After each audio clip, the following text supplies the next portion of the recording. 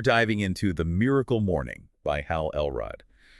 Based on some excerpts that you sent our way, it's a book all about, well, using your mornings to really kind of shape your day, wouldn't you say? Yeah, absolutely. I think what's interesting about Elrod's approach is that he goes beyond just like the typical productivity stuff. He really emphasizes using the morning routine to, cultivate a deeper sense of purpose, even inner freedom. Yeah, exactly. It's not just about getting things done, right? It's about being intentional, intentional about the kind of life you want to create. But before we get into the how-to of it all, I'm curious about the backstory here. Like, what prompted Elrod to develop this whole miracle morning concept? What's the origin story? Well, I mean, his own life took a pretty dramatic turn, a while back. Elrod faced some really serious challenges like severe depression and financial struggles. And this was all after a car accident that left him with some, permanent injuries. It was a real rock bottom experience for him, I think. Yeah, the excerpts mentioned a head-on collision, broken bones. He was even in a coma for a while. And the doctors, they weren't even sure if he'd walk again. Right. Right. That's pretty intense. Yeah, it was. And it was during his recovery, that he had this realization. He realized that while he couldn't change the past, what had happened, he could change how he responded to it, how he moved forward. And that's where this idea of dedicating time each morning to self-improvement kind of came from. So he was searching for a way to regain control, not just of his physical recovery, but of his whole life. Exactly, yeah. He recognized the power of starting each day with intention, proactively shaping his mindset and emotional state instead of just letting the day dictate how he felt. Right, letting the day control you, yeah. It makes you wonder how many of us are just, kind of sleepwalking through our mornings, totally missing that opportunity to set ourselves up for success. Yeah, it really does. It raises this interesting question. Are we letting the day control us, or are we consciously choosing how we experience it? And Elrod argues that a structured morning routine can be the key to making that shift. And that's where his life SAVERS come in, right? Each letter representing a specific activity to incorporate into your morning routine. Yeah, exactly. The Life SAVERS framework, it stands for silence, affirmations, visualization, exercise, reading, and scribing. And it's designed to kind of, touch on all these different aspects of personal growth, from cultivating inner peace to acquiring knowledge and everything in between. Okay, so let's break down each of these SAVERS and see what Elrod suggests for each one. S is for silence, but it seems like he means something more than just like, quiet. Right. He emphasizes purposeful silence. I mean, think about it. How many of us start the day by immediately checking our phones? Elrod actually cites a study that found 80% of smartphone users do just that within 15 minutes of waking up. Wow, yeah, I'm definitely guilty of that. It's almost like we're handing over control of our minds before we're even fully awake. Exactly. That's exactly his point. He wants us to reclaim those first few minutes of the day. Instead of bombarding ourselves with information, he suggests using that time for, maybe meditation, reflection, just connecting with yourself before the day's demands take over. All right, so that's silence. Next up is A for affirmations. I gotta admit, I've always been a little bit skeptical of affirmations. But Elrod's approach, it seems pretty practical. Yeah, it's definitely not just about repeating positive phrases. It's about aligning your thoughts with concrete actions. He advocates this three-step process. First, identify what you want. Second, articulate why it's important to you.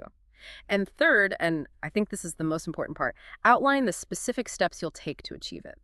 So it's about turning those vague desires into tangible goals. Goals with a clear plan for action.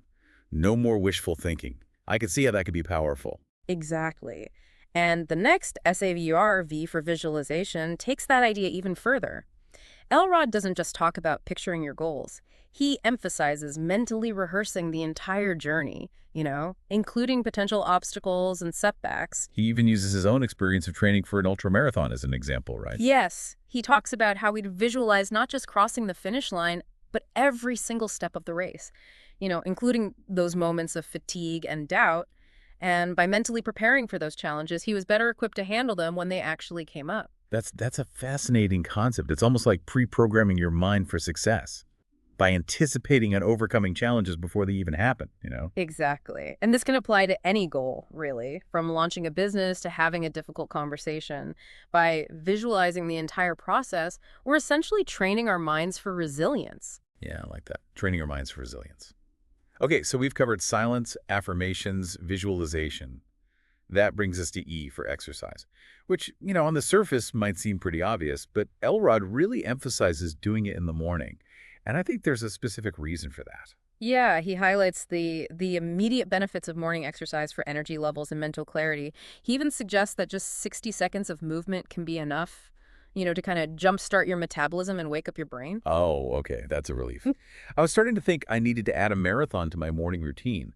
So it's not necessarily about the intensity or duration as much as it is about just getting the body moving and setting that tone of alertness for the day. Precisely. It's about shifting from a state of inertia to a state of action, both physically and mentally. And, that actually segues nicely into the next SAVER for rating. Yeah, reading.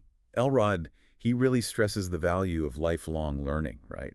Of constantly expanding our knowledge and perspectives through reading. He even calculates that just 10 minutes of reading a day can add up to 18 books a year. That's a really compelling way to frame it. It suddenly makes those, ambitious reading goals feel much more achievable. Right, it's not so overwhelming anymore. Yeah. He's not asking us to carve out hours. He's suggesting we find these small pockets of time to consistently engage with new ideas. It makes you think about those wasted minutes scrolling through social media. What if we, dedicated that time to reading instead? The impact could be huge, I think. Absolutely. Imagine the ripple effect of that knowledge. The insights we gain, the new perspectives we encounter, they all have the potential to influence our decisions and actions, and hopefully in positive ways. Yeah, that makes a lot of sense. Okay, on to the final SAVER. It's S for scribing, which essentially means journaling. And I've got to say, I'm a big believer in journaling. It helps me process my thoughts and emotions and everything. Yeah, it's a really powerful tool for self-reflection and for gaining clarity, on things. Elrod suggests using this time to write about your goals, to reflect on experiences, or even just to kind of, clear your mind. He sees it as a way to connect with your inner world Yeah. and to better understand yourself. Yeah, he also talks about journaling as a way to track your progress. Yeah. And to celebrate your wins, which I think can be super motivating. So we've covered all the SAVERS, but Elrod, he doesn't just lay out the ideal routine. He also addresses those potential obstacles, right? He identifies what he calls the 7 causes of mediocrity. Right. These are kind of like common pitfalls, things that can sabotage our efforts to improve. Things like, dwelling on past mistakes. He calls this rear view mirror syndrome. Or, failing to see how our daily choices contribute to the bigger picture. He also talks about the negative influence of surrounding yourself with, well, I guess you could call them the wrong people, what some might call energy vampires. It's that whole idea that our social circle can either lift us up or drag us down. Exactly. And he really emphasizes the importance of surrounding ourselves with positive influences, people who inspire us, who support our growth. He argues that the people we spend the most time with have a profound impact on our thoughts, beliefs, even our behaviors. That makes sense. It's like the saying, you are the average of the 5 people you spend the most time with. I think there's, a lot of truth to that. But it's good that Elrod doesn't just point out these pitfalls, He actually offers solutions for each one. He encourages us to take action, to break free from those patterns. Yeah, he's a big proponent of drawing a line in the sand, so to speak, and committing to a different path. And I think one of the most practical tools he offers is this sneeze-proof wake-up strategy. Oh, yeah, that's a good one. Yeah. I mean, let's face it, for a lot of us, getting out of bed is the first hurdle we have to clear each day. Uh-huh. So what are Elrod's tips for winning that battle? Well, his strategy, it involves 5 steps. And it starts with setting a positive intention before you even go to sleep. Okay, yeah, I can see how that could be powerful. Instead of dreading the alarm clock, you're starting the day with a sense of purpose. Exactly. You're basically priming your mind for a more positive wake-up experience. The second step is a classic. You got to move your alarm clock across the room, force yourself to get out of bed to turn it off. Yeah, it's a simple trick, but it's effective. It can really help break that cycle of hitting snooze and starting the day with that feeling of, I don't want to get up. Right, right. And then steps 3 and 4 are all about signaling to your body and mind that it's time to wake up. Elrod recommends drinking a full glass of water right away and getting dressed immediately, no lingering in your pajamas. Okay, so it's about creating that sense of momentum, getting the day started on the right foot. Exactly. And then the final step, it's a bit more invigorating. He suggests splashing cold water on your face to help banish any lingering drowsiness. Okay, I'll admit that one might take some willpower for me, but I can see how it would be a powerful way to kind of shock the system awake. Yeah, it's about shaking off that grogginess and really embracing a more energized start to the day. Okay, so we have the SAVERS. We have a strategy for actually getting out of bed. But how do we turn all of this into a sustainable habit? That's where Elrod's Miracle Morning three-phase 30-day habit strategy comes in.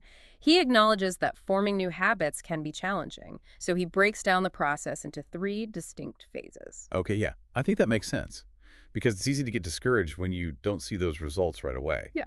So what are these three phases and what can we expect during each one? All right, so the first 10 days, he calls these unbearable. This is when your willpower is truly tested. You're pushing against all those old patterns, Mm. and it's going to feel uncomfortable, maybe even a bit overwhelming. So I'm guessing this is the make or break point where a lot of people give up. It's definitely tempting to quit, yeah.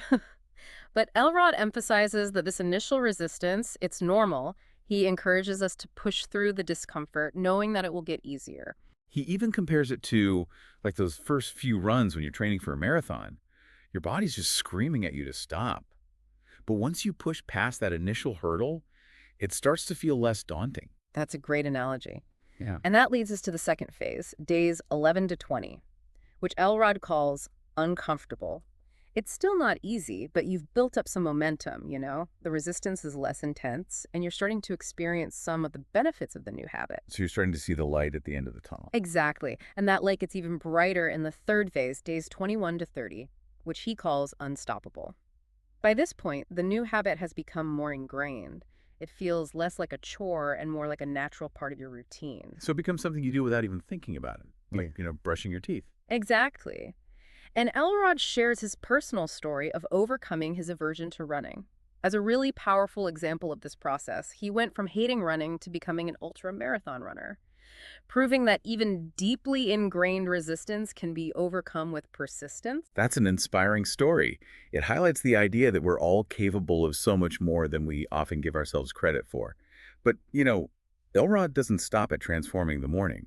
He also introduces the concept of the miracle evening. Right. He was actually inspired by author Brian Tracy's RESTERS routine, which focuses on winding down in the evening to prepare for optimal sleep. And Elrond kind of builds on this idea by suggesting we avoid food several hours before bed and intentionally let go of stressful thoughts, and that we create a calming bedtime routine. So it's about setting ourselves up for success, not just at the start of the day, but at the end of the day as well. It sounds like he's advocating for this holistic approach to well-being, recognizing that our days and our evenings are interconnected and how our evening routine can impact our morning experience. Absolutely. And this emphasis on holistic well-being is further reflected in his concept of the miracle life, which goes beyond just routines and habits to encompass a state of inner freedom. He describes it as a state where you consciously choose how you experience life, regardless of your circumstances, which sounds like a very powerful idea, but also maybe a bit abstract. So how does he suggest we cultivate this miracle life? Well, Elrod draws inspiration from figures like Viktor Frankl, who found meaning and purpose even in the horrors of concentration camps. It's a reminder that our external circumstances don't have to dictate our internal state. Right. It's about choosing how we respond to challenges. Yeah. And finding meaning even in the face of adversity. Exactly. And Elrod, he offers some practical tools for cultivating this inner freedom, like his 5-minute rule for overcoming negative emotions. Oh, how does that work? It's surprisingly simple.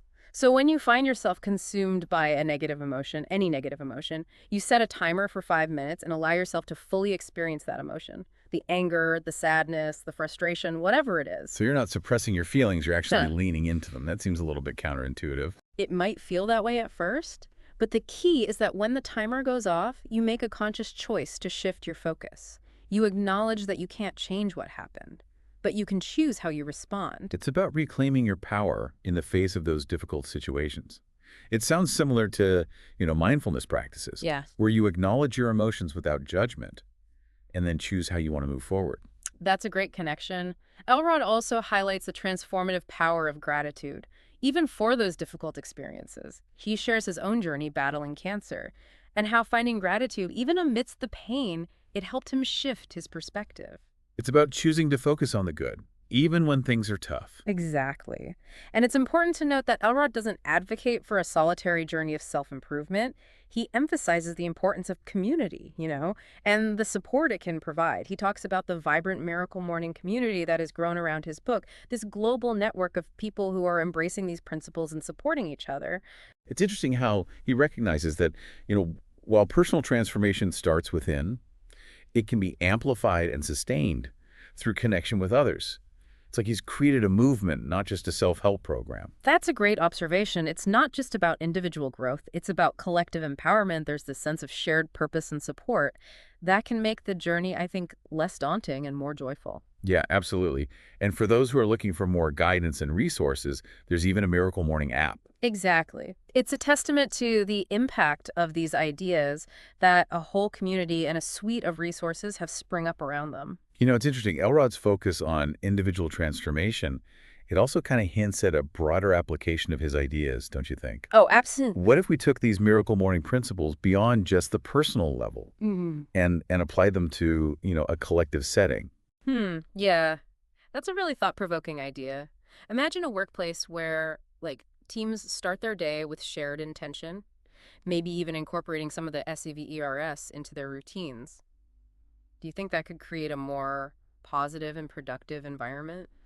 Yeah, possibly. It's fascinating to consider how these principles might translate to groups. Could a shared commitment to starting the day with purpose foster a sense of, you know, unity, maybe even shared goals? I wonder if there's any research on the impact of collective miracle morning practices. That would be an interesting area to explore for sure. It kind of touches on the power of rituals and shared experiences, to create a sense of belonging and purpose. So we've covered a lot of ground in this deep dive into the miracle morning, from the origins of Elrod's philosophy to his practical strategies for creating lasting change. It's been a really rich exploration. And I think, the key takeaway for me is that we have more control over our lives than we often realize. By making conscious choices about how we start each day, we can shape not just our mornings, but our entire lives. Elrod's story, it's really a testament to the power of mindset and the potential for transformation, even in the face of adversity. He reminds us that while we can't always control our circumstances, we can control our responses to them. And he provides, I think, a very practical roadmap for making that shift, starting with those, precious morning hours. Oh, I don't know about you, but I'm definitely feeling inspired to take a closer look at my own mornings and see where I can, inject a little more intention and purpose. I'd encourage you to do the same. As Elrod says, every morning we are born again. What we do today is what matters most. And with that, we leave you with this final thought. If you could design a shared miracle morning experience for your family, your team, even your community, what would that look like? How could you harness the power of collective intention to create a more positive and fulfilling experience for everyone? Until next time, keep diving deep and keep seeking knowledge.